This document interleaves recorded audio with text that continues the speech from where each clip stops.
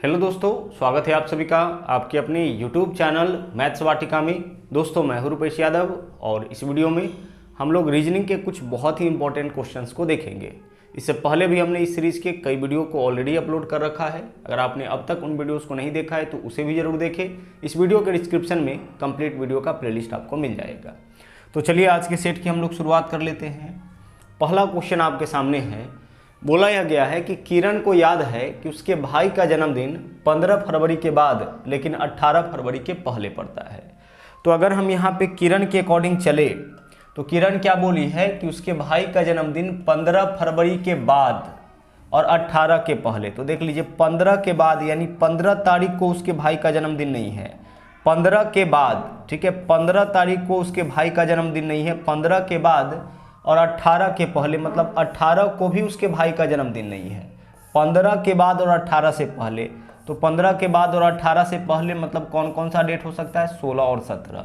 मतलब कि किरण के भाई का जो जन्मदिन होगा वह या तो 16 तारीख को होगा या फिर 17 तारीख को होगा, क्योंकि किरण को याद है कि उसके भाई का जन्मदिन 15 के बाद और 18 के पहले। तो 15 के बाद और 18 के पहले दो ही डेट है, 16 और 17। तो इसी दोनों में से किसी एक दिन इसके भाई का जन्म हुआ होगा। अब आगे बढ़ते हैं। आगे बोला है जबकि उसके बहन को याद है। अच्छा, उसके बहन को क्या याद है? कि उसके भाई का जन्मदिन 16 फरवरी के बाद। अब इसमें से भी देख लीजिए 16 फरवरी के बाद बोला है, तो 16 फरवरी भी अब हटा दिए। अब एकमात्र डेट बचा है, वही हमारा आंसर होगा, यानी कि इसके भाई का, किरण के भाई का जन्मदिन क्या होगा? 17 तारीख को होगा। तो हमारा आंसर हो जाएगा इस क्वेश्चन का 17 तारीख। ठीक है, चलिए आगे बढ़ते हैं। अगला देख लीजिए। इस क्वेश्चन में आपको ऑड चुनना है। इन चारों में सबसे अलग कौन है, विषम कौन है, वह चुनना है। देखिए यहाँ पे अगर हम बात करें ऑप्शन नंबर यहाँ पे देख लीजिए बी का, तो लास्ट वाले दोनों अंकों का योग देखिए आगे में है। लास्ट वाले दोनों अंकों 4, 5, 9 का योग आगे में है। लास्ट के दोनों अंकों का योग आगे में है, लेकिन यहाँ पे लास्ट के दोनों अंकों का योग 7 होना चाहिए, यहाँ पे 6 ही दिया है।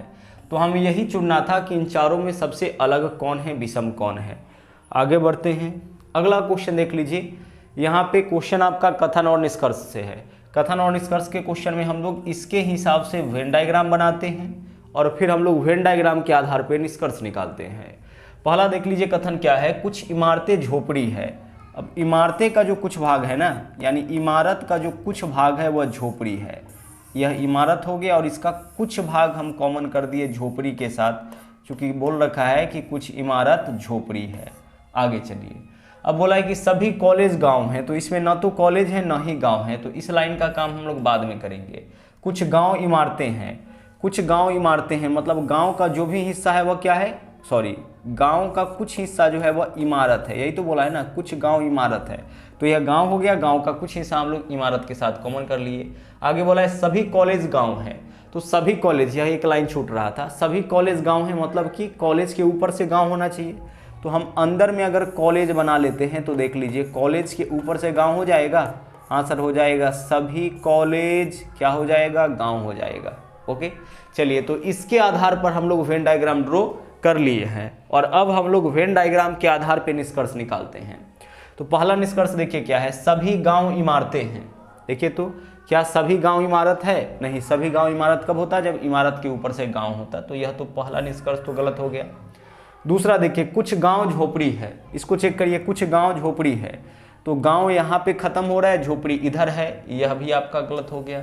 तीसरे को चेक करते हैं। कुछ झोपड़ी कॉलेज है। कुछ झोपड़ी कॉलेज है, झोपड़ी यहाँ है, कॉलेज यहाँ है, यह भी आपका गलत हो गया। कुछ इमारतें गाँव है। इमारत का कुछ हिस्सा गाँव, हाँ सर, इमारत और गाँव का कुछ हिस्सा कॉमन है, यानी कि चौथा निष्कर्ष अनुसरण करता है। तो हमारा आंसर क्या होगा? विकल्प सी, केवल 4 अनुसरण करता है। अच्छी तरह से आप देख लीजिए इसको। बाकी का जो 3 निष्कर्ष है वह इस वेन डायग्राम के आधार पर इसके अकॉर्डिंग गलत है। केवल एक निष्कर्ष अनुसरण करता है, वह चौथा निष्कर्ष है और इसके लिए ऑप्शन क्या है? सी, केवल 4 अनुसरण करता है। अगला क्वेश्चन है आपका भी के और एम का बेटा है। देखिए बोला गया यहाँ पे कि भी के और एम का बेटा है। ठीक है, चलिए तो भी को हम बना देते हैं के और एम का बेटा। यह के और एम दोनों का बेटा है। अच्छा, कोई भी एक व्यक्ति, दो व्यक्ति का संतान तभी होगा जब वह पति और पत्नी होगा। तो एक चीज़ तो कंफर्म हो गया कि के और एम पति और पत्नी होगा, तभी इस दोनों का संतान भी होगा। कोई एक व्यक्ति दो व्यक्ति का संतान तभी होगा जब वह दोनों व्यक्ति पति पत्नी होगा, और पति पत्नी के बीच में प्लस सिंबल यूज करना है। इसके अलावा इस धरती पर जो पहले आया है उसको ऊपर लिखना है, जो बाद में आया है उसको नीचे लिखना है। संतान को हमेशा नीचे रखना है, माता पिता को हमेशा ऊपर रखना है। अब इस दोनों में से किसी एक का भी जेंडर क्लियर हो गया तो हम यह कह पाएंगे कि इसमें से कौन पति है और कौन पत्नी है। आगे चलिए, एम एच और जी का बेटा है। अब एम के बारे में बोला है कि एम जो है ना वह एच और जी का बेटा है, तो एम का जेंडर क्लियर हो गया कि एम तो बेटा है, मतलब कि यह पति हो जाएगा। अगर बेटा है तो पुरुष है, और पुरुष है तो यह पति हो जाएगा, यह पत्नी हो जाएगा। अब एम के बारे में क्या बोला है कि एच और जी का बेटा है, तो एम जो है ना वह एच और जी का बेटा है। तो फिर से एम इस दो व्यक्ति का संतान कब होगा, जब यह दोनों व्यक्ति एच और जी जो है वह पति पत्नी होगा, तभी इसका संतान आपका एम होगा। तो एम एच और जी का बेटा है, तो एम एच और जी दोनों का बेटा है, इसका मतलब एच और जी पति पत्नी होगा। अब इसमें से दोनों में से किसी का भी जेंडर क्लियर नहीं है। अगर किसी एक का भी जेंडर क्लियर हो जाए तो हम कह सकते हैं कि इसमें से एक पति होगा, है ना, कौन पति होगा और कौन पत्नी होगा। आगे चलिए, अब बोला है एच और जी भी के हैं। एच और जी के बारे में बताना है कि एच और जी भी का क्या है। तो देख लीजिए, यह हो गया भी का पिता, भी के ऊपर तो उसके केवल माता पिता, यह पुरुष है तो पिता, भी के पिता और पिता के यह दोनों माता पिता। भी के पिता के माता पिता एच और जी, जेंडर क्लियर नहीं है तो इसमें से कोई एक माता एक पिता होगा। तो भी के पिता के माता पिता यानी पिता के माता पिता क्या होंगे, दादा दादी। तो हमारा आंसर क्या हो जाएगा, एच और जी जो है ना वह भी के दादा दादी होंगे। अगले क्वेश्चन को देखिए। अगला जो क्वेश्चन है वह आपका कोडेड रिलेशन का क्वेश्चन है। यहाँ पे संबंधों को कोडिंग के फॉर्म में लिखा गया है। जैसे देखिए, ए प्लस बी का मतलब ए बी का पिता। तो हम सबसे पहले क्या करेंगे, प्लस का मतलब क्या यहाँ पे दिया गया क्वेश्चन में, पिता दिया गया, हम लिख लेते हैं यहाँ पे। आगे माइनस का, ए माइनस बी का मतलब ए बी का भाई। माइनस से क्या दर्शाया गया है, भाई को दर्शाया गया है। ओके, ए गुना बी का मतलब ए बी की पत्नी। गुना से कौन से संबंध को दर्शाया गया है, पत्नी को। गुना होगा वहाँ पे पत्नी। आगे ए भागा बी का मतलब ए बी की बहन, और भाग का मतलब बहन। अब क्वेश्चन देख लीजिए क्या है, क्वेश्चन है तब P प्लस क्यू भागा आर का मतलब, हमें किसका मतलब बताना है, P प्लस क्यू भागा आर। इसी का मतलब हमें बताना है कि क्या होगा, इसका मतलब कौन सा संबंध होगा। तो आइए इस क्वेश्चन को हम लोग सोल्व करते हैं। देखिए, प्लस का मतलब क्या होता है, पिता। तो P प्लस क्यू का मतलब P क्यू का पिता है, तो जो पिता होगा उसको ऊपर रखेंगे, जो संतान होगा उसको ऊपर रखेंगे। प्लस का मतलब पिता, तो P पिता है क्यू का, P ऊपर क्यू नीचे रहेगा।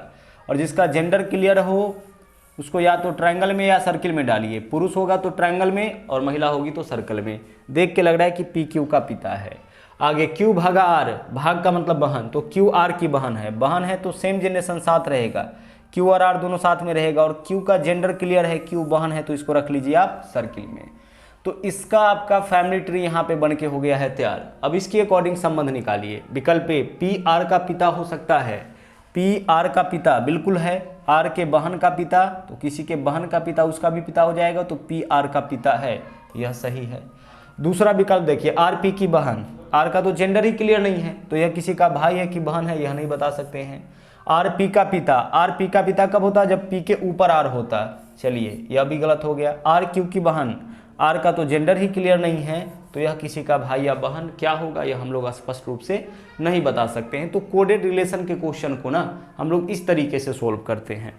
आगे बढ़िए, अगला देख लीजिए क्वेश्चन क्या है। यहाँ बोला गया है कि यदि कंपास पर पूर्व उत्तर पूर्व हो जाता है। सबसे पहले देख लीजिए यहाँ पे दिशाओं को अच्छी तरह से समझ लीजिए। आपके दाहिने हाथ की तरफ ना पूरब दिशा होता है, ठीक है, दाहिने हाथ की तरफ पूरब दिशा होता है, और बाएं हाथ की तरफ पश्चिम दिशा होता है। ऊपर की ओर उत्तर दिशा होता है। जब भी आप क्वेश्चन बनाने के लिए चले तो इसी को आप फॉलो करें। और नीचे की तरफ आपका दक्षिण दिशा होता है। दाहिने हाथ की तरफ पूरब, बाएं हाथ की तरफ पश्चिम, ऊपर की ओर उत्तर, नीचे की ओर दक्षिण। इसके अलावा यह तो 4 आपका मेन डायरेक्शन हो गया। अब 4 सब डायरेक्शन भी होता है। जैसे उत्तर और पूरब के बीच में है तो यह दिशा कहलाता है उत्तर पूर्व। उसी तरह से दक्षिण और पश्चिम के बीच में है तो यह दिशा कहलाता है दक्षिण पश्चिम। जनरली हम लोग उत्तर और दक्षिण का उच्चारण पहले करते हैं। उसी तरीके से यहाँ देखिए, दक्षिण और पूरब के बीच में है तो यह क्या कहलाएगा, दक्षिण पूरब कहलाएगा। और उत्तर और पश्चिम के बीच में है तो यह कहलाएगा आपका उत्तर पश्चिम। तो 4 मेन डायरेक्शन हो गया, 4 सब डायरेक्शन हो गया। अब क्वेश्चन में देखिए क्या बोला है कि अगर पूरब को उत्तर पूरब बनाया जाए, तो आइए क्वेश्चन में हम लोग पूरब को उत्तर पूरब बनाने का प्रयास करते हैं। अगर पूरब को हम उत्तर पूरब बना दे, जैसे यहाँ पे देख लीजिए यही तो पूरब है ना, तो पूरब को उत्तर पूरब बनाने के लिए क्या करना पड़ेगा, हमें घड़ी के विपरीत दिशा में चलना पड़ेगा। देख लीजिए पूरब को उत्तर पूरब बनाने के लिए ऐसे चलना पड़ा ना, घड़ी के विपरीत दिशा में, और कितना डिग्री, तो यह कंप्लीट करता है, यहाँ से यहाँ चलते तो 90 डिग्री, आधा में ही रुक गया, मतलब कि 45 डिग्री। तो हमें यहाँ पे ना 45 डिग्री एंटी क्लॉकवाइज घूमना पड़ेगा, घड़ी के विपरीत दिशा में घूमना पड़ेगा। क्या करना पड़ेगा, 45 डिग्री एंटी क्लॉकवाइज घूमना पड़ेगा, तभी पूरब दिशा उत्तर पूरब बनेगा। तो इसमें से किसी एक दिशा को अगर आप चेंज करिएगा ना, और जितना चेंज करिएगा सभी दिशा उसी रेशियो में चेंज हो जाएगा। तो हम लोग क्या किए हैं कि पूरब को उत्तर पूरब बनाने के लिए 45 डिग्री एंटी क्लॉकवाइज चलना होगा। तो उसी तरीके से बोला है पश्चिम क्या बन जाएगा, तो पश्चिम भी 45 डिग्री एंटी क्लॉकवाइज चलेगा। तो पश्चिम को अगर 45 डिग्री एंटी क्लॉकवाइज में रोटेट करे घड़ी के विपरीत में, तो क्या बन जाएगा, दक्षिण पश्चिम। तो हमारा आंसर हो जाएगा दक्षिण पश्चिम। हमेशा देख लीजिए जितने एंगल पर किसी एक दिशा को हम लोग चेंज करेंगे, बाकी सभी दिशाएं भी उतने ही एंगल पर चेंज होंगी। तो 45 डिग्री से एंटी क्लॉकवाइज आपका घुमा है पूरब, तब उत्तर पूरब बना है, तो बाकी की भी दिशाएं जो है वह 45 डिग्री एंटी क्लॉकवाइज से चेंज हो जाएंगी, तो पश्चिम दक्षिण पश्चिम बन जाएगा। आगे चलिए अगला क्वेश्चन देख लीजिए क्या है। अगला है Q का वैल्यू दे रखा है 10। अच्छा, यहाँ जो Q का वैल्यू है ना वह रिवर्स से निकाला है, उल्टा से। Q होता है बाईं ओर से 17 नंबर पर और दाईं ओर से 10 नंबर पर, उल्टा से। उसी तरह से F(x) इसके रिवर्स वैल्यू का योग 50 है। उसी तरह से आगे देखिए x होता है 3 नंबर पर उल्टा से, ये होता है 22 नंबर पर। R होता है 18 नंबर बाईं ओर से, दाईं ओर से 9 नंबर पर।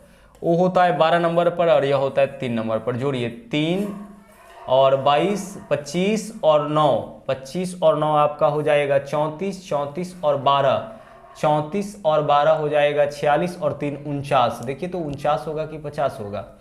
x होता है 3 पे, e होता है आपका 5 पे तो 22 पे हो जाएगा, r 18 पे होता है तो 9 पे हो जाएगा, वो 15 पे होता है तो 12 पे, और x ठीक है 25 और 15, ठीक है 25 और 15 40 और 9 49। तो हमारा आंसर क्या हो जाएगा, विकल्प सी हो जाएगा। रिवर्स से, अब रिवर्स से कैसे निकालते हैं, तो अगर बाईं ओर से किसी भी लेटर का स्थान पता हो ना, तो 27 में से माइनस करेंगे तो दाईं ओर से उसका स्थान पता लग जाता है। जैसे x होता है बाईं ओर से 24 नंबर पर, तो दाईं ओर से 27 माइनस 24 3 नंबर पर हो जाएगा। O होता है 15 नंबर पर बाईं ओर से, तो दाईं ओर से 27 माइनस 15 12 नंबर पर हो जाएगा। यहाँ पे क्या किया है ना कि Q दाईं ओर से जितने नंबर पर है उसको लिखा है, दाईं ओर से इसके पोजीशन को लिखा है। यहाँ पे भी सबके दाईं ओर के पोजीशन को लिखा है और उसको जोड़ लिया। देखिए F बाईं ओर से 6 नंबर पर, तो दाईं ओर से 21, यह 26 और यह 3, सबको जोड़ेंगे 50 आ जाएगा। आगे बढ़िए अगला देख लीजिए, बोला है 1 और 2 में दिए गए अनुक्रमों के आधार पर सही विकल्प चुने। इन दोनों के आधार पर हमें चुनना है कि सही विकल्प कौन है। मतलब जो इस दोनों में जो भी आपका पैटर्न है उसको जो फॉलो कर रहा होगा वही हमारा आंसर होगा। तो देखिए यहाँ पे 5876 माइनस 2 74 माइनस 1 73। देखिए -2 -1, इसमें चेक करते हैं। 75 से 73 बनाया है तो -2 -1, यानी वही ऑप्शन हमारा आंसर होगा जिसमें -2 -1 का पैटर्न होगा। किसका पैटर्न होगा, -2 -1 का पैटर्न होगा, वही ऑप्शन आंसर होगा। तो ऑप्शन ए में देखिए 54 53 -1 हो रहा है, नहीं होगा आंसर। 89 88 -1 हो रहा है, नहीं होगा आंसर। 43 41 -1, या आगे +1 कर दिया। देखिए -2, ठीक है -2 तो किया लेकिन आगे +1 कर दिया, क्या होना चाहिए -2 -1, तो यह भी आंसर नहीं होगा। यहाँ देखिए 38 से बनाया 36 -2 और 36 से किया 35 -1, तो -2 -1 क्या किया, पहले -2 किया फिर क्या किया -1 किया, तो हमारा आंसर हो जाएगा विकल्प डी -2 -1। चलिए आगे बढ़ते हैं। अगला क्वेश्चन देख लीजिए क्या है। अगला क्वेश्चन है कि एक प्रश्न दिया गया है जिसके बाद 2 कथन दिए गए हैं। पहचान करें कि प्रश्न का उत्तर देने के लिए कौन सा कथन पर्याप्त है। पहला देख लीजिए प्रश्न क्या है। प्रश्न देख लीजिए क्या है, ए बी पी ओ और डी एक सर्कल में खड़े हैं, मतलब एक वृत्त में। क्वेश्चन क्या है कि ओ और पी के बीच में कौन है, यही क्वेश्चन है, ओ और पी के बीच में कौन है। अब इसका जवाब देने के लिए कौन सा कथन पर्याप्त है यह बताना है। कथन एक पर्याप्त है या दो पर्याप्त है या दोनों पर्याप्त है या दोनों अपर्याप्त है। पहला पी डी से आगे खड़ा है, 5 व्यक्ति है ना, चलिए 5 व्यक्ति के बैठने के लिए पहले जगह बना लिए, 1 2 3 4 5, ठीक है। चलिए अब पहला कथन में क्या बोला है, पी डी के आगे खड़ा है, तो आगे खड़ा है तो इससे हम लोग शुरू नहीं करेंगे, बाएं दाएं से शुरू करेंगे। ए डी के दाईं ओर, ए कहाँ है, डी के दाईं ओर, तो डी को यहाँ बिठा देंगे तो डी के दाईं ओर ए हो जाएगा। तो इस कथन से केवल यही चीज बनेगा, ए डी के दाईं ओर। पी डी के आगे, आगे का मतलब बायां दायां दोनों होता है, तो पी डी के आगे, तो डी के आगे इस तरफ तो जगह है नहीं, तो इस तरफ ही पी होगा। अब आगे देख लीजिए, अब पी डी ए बिठा चुके हैं, पी डी ए बिठा चुके हैं, अब हमें बी और ओ को बिठाना है, तो बी और ओ को कहाँ बिठाएं, यहाँ भी बी हो सकता है या यहाँ भी बी हो सकता है, यहाँ भी ओ हो सकता है या यहाँ भी ओ हो सकता है। अब हमें बताना है इस दोनों में से तो हम बिठा नहीं पा रहे हैं कि कहाँ पे बैठेगा ओ और बी, 2 जगह है 2 व्यक्ति है तो कहीं भी बैठ सकता है।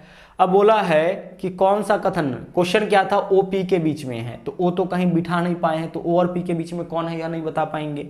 तो हमारा आंसर क्या होगा, हमारा आंसर होगा कथन एक और दोनों अपर्याप्त है। इस दोनों को हम लोग, दोनों का जो डाटा है उसको इसमें पुट किए के बावजूद, जो हमारा क्वेश्चन था कि ओ पी के बीच में, ओ और पी के बीच में कौन है यह बताइए, हम लोग नहीं बता पा रहे हैं। मतलब यह दोनों क्या है, डाटा अपर्याप्त है इस क्वेश्चन का आंसर देने के लिए। तो हमारा आंसर हो जाएगा दोनों ही अपर्याप्त है। अगला क्वेश्चन देखिए क्या है, 8 मित्र A B C D E F G और एच एक गोल घेरे में केंद्र की ओर मुख करके बैठे हैं। चलिए सबसे पहले 8 व्यक्तियों को बैठने के लिए हम जगह बना लेते हैं। कुल मिला के 8 व्यक्ति है, एक गोल घेरे में बैठा है इस तरीके से, तीसरा, चौथा, ठीक है, 5वां, 6ठा, 7वां और 8वां, 8 व्यक्ति को बैठने के लिए जगह बना लिए। अब आइए क्वेश्चन को सोल्व करते हैं। बोला है डी बी और जी के बीच में, बीच वाला से हम लोग क्वेश्चन शुरू नहीं करेंगे, अंडरलाइन करके छोड़ दीजिए। एफ ए और एच के बीच में, यहाँ भी क्वेश्चन सोल्व यहाँ से भी हम लोग नहीं करेंगे, वहाँ से सोल्व करेंगे जहाँ से बाएं दाएं बोलेगा। आगे ई ए के दाईं और दूसरे स्थान पर, अब यहाँ से सीटिंग शुरू करिए, ई ए के दाईं और दूसरे स्थान पर, तो पहले व्यक्ति को कहीं भी बिठाइए। ई जो है ए के दाईं ओर, तो ए को बिठा दिया यहाँ पे, तो ए के दाईं ओर पहला, दाईं ओर दूसरा, यहाँ पे कौन बैठ जाएगा, ई बैठ जाएगा। बोला है कि ई ए के दाईं ओर दूसरे स्थान पर, तो जहाँ से दायां बायां बोला था क्वेश्चन का शुरुआत हम लोग वहाँ से कर दिए। बोला है ई ए के दाईं ओर, तो पहले व्यक्ति को जहाँ जी में आए बिठाइए, यहाँ पे हम ए को बिठाए, ए के दाईं ओर दूसरा कौन बैठ गया, ई। ए के दाईं ओर, तो पहले ए को बिठाएंगे तभी तो उसके बाएं दाएं हम किसी व्यक्ति को बिठा सकते हैं। अब आगे इसको अंडरलाइन करके छोड़े थे, तो आपने इसका काम तो कर लिया, इसका काम हो चुका है। अब इसके आगे कोई डाटा है नहीं, तो इधर चलिए, एफ ए और एच के बीच में, ए और एच के बीच में, तो ए यहाँ पे एच नहीं डाल सकते हैं, एच हम यहाँ पे ही डालेंगे। तो ए और एच के बीच में कौन बैठा है, एफ बैठा है, हो जाएगा ना। एफ कहाँ पे है, ए और एच के बीच में है, तो ए यहाँ पे है, यहाँ पे हम एच को नहीं डाल सकते हैं, तो इधर ही एच को डालेंगे, तो ए और एच के बीच में कौन बैठा है, एफ बैठा है, ठीक है। चलिए अब आगे देखिए क्या बोला है, डी बी और जी के बीच में, डी बी और जी के बीच में, तो डी को कहाँ बिठाएं, इस तीनों में से कहीं भी डी बी जी बैठ सकता है ना। क्या बोला है, डी बी और जी के बीच में, तो यहाँ बी यहाँ जी, बीच में डी, या यहाँ पे बी और जी, यहाँ बी यहाँ जी, बीच में तो डी ही बैठेगा, ठीक है। या तो कंफर्म हो गया कि यहाँ पे कौन बैठेगा, डी ही बैठेगा, लेकिन बी यहाँ भी हो सकता है, बी यहाँ भी हो सकता है, जी यहाँ भी हो सकता है, जी यहाँ भी हो सकता है, कंफर्म नहीं हो रहा है। चलिए दोनों में से कहीं भी हो सकता है। अब क्वेश्चन क्या है कि निम्नलिखित में से ए की स्थिति क्या है, ए की स्थिति बताना है। पहला एफ के बाईं ओर, तो एफ के बाईं ओर तो नहीं है, यह गलत हो गया। ई और एफ के ठीक बीच, ई और एफ के, ई और एफ के ठीक बीच, नहीं यह भी तो नहीं होगा। एफ के दाईं ओर, देखिए ए कहाँ है, एफ के दाईं ओर, यह आपका सही हो जाएगा। तो हमारा आंसर क्या होगा इस क्वेश्चन का, विकल्प सी जो है ना वह आपका सही आंसर हो जाएगा। चलिए आगे बढ़ते हैं, अगला क्वेश्चन देख लीजिए। बोला है निम्नलिखित श्रृंखला में बाएं से 15वां, अब ऐसे क्वेश्चन में देखिए, क्वेश्चन में जो पहले मिलेगा आंसर हम उसी ओर से निकालेंगे। बाएं बोला है ना, तो हमारा आंसर किस ओर से निकलेगा, हमारा आंसर बाईं ओर से ही निकलेगा। जो पहले क्वेश्चन में बोले आंसर हम उसी ओर से निकालेंगे। तो क्वेश्चन में बाएं बोला गया है तो हमारा आंसर बाएं ओर से निकलेगा। अब बोला है बाएं से 15वें अक्षर, तो नंबर्स को लिखिए, बाएं से 15, के बाएं 10वां, दोनों नंबर को लिखिए, 15 और 10, बाएं से 15वां के बाएं 10वां, दोनों नंबर को लिखिए। अब देखिए यह भी बाएं है, यह भी बाएं है, तो एक रंग रहेगा तो घटा लीजिए, 15 माइनस 5 10 क्या हो जाएगा 5।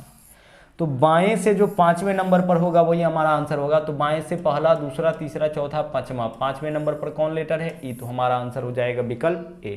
पूछा है निम्नलिखित श्रृंखला में बाएं से 15वां के बाएं 10वां, दोनों बाएं हैं तो घटा लेंगे, 15 माइनस 10 5 होगा। क्वेश्चन में बाएं बोला है तो हमारा आंसर बाएं से होगा, तो बाएं से 5वें नंबर पर कौन सा लेटर हो जाएगा, ई हो जाएगा। आगे बढ़िए, अगला देखिए क्या है। एक पंक्ति में मोहन पीछे से 7वां और सोहन आगे से 6वां है। एक व्यक्ति का स्थान पीछे से दिया है, दूसरा का स्थान आगे से दिया है। जब एक ही व्यक्ति का स्थान दोनों तरफ से देता है ना, तब पंक्ति में कुल व्यक्तियों की संख्या लेफ्ट प्लस राइट माइनस 1 से निकालते हैं। लेकिन यहाँ पे देखिए मोहन का स्थान पीछे से दिया है और सोहन का स्थान आगे से दिया है, और राम इन दोनों के बीच है। इन दोनों के बीच में कितना व्यक्ति है, एक व्यक्ति है राम, तो लड़कों की न्यूनतम संख्या। तो जब भी किसी एक व्यक्ति का स्थान बाएं से दे, दूसरा का स्थान दाएं से दे, बाएं दाएं के स्थान पर लेफ्ट और राइट भी, आगे और पीछे भी हो सकता है, उस केस में पंक्ति में कुल व्यक्ति का संख्या हम लोग निकालते हैं लेफ्ट प्लस राइट प्लस 1। इससे क्या निकलता है, पंक्ति में अधिकतम कितने व्यक्ति।